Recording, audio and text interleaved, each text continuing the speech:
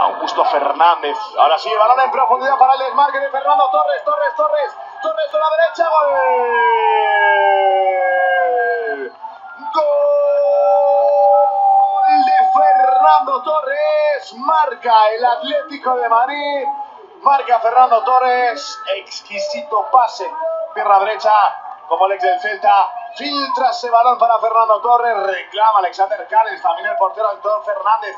Posible fuera de juego, una posible situación antirreglamentaria del delantero de Fuenlabrada, pero dejaron seguir los colegiados. Orienta Fernando Torres, pierna derecha, hasta dentro para batir al guardameta del conjunto soriano. Minuto 36, primera parte. Se adelanta el Atlético de Madrid en este cuarto trofeo memorial Jesús Gil en Burgo de Osma. Lo hace mediante el canto de Fernando Torres. Atlético de Madrid 1. Numancia 0. Queda, se estrella la cobertura. Estaba sacándola a la retaguardia del Numancia.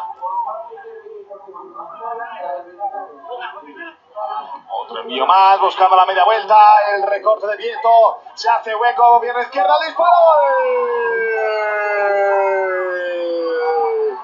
¡Gol! ¡Gol del Atlético de Madrid!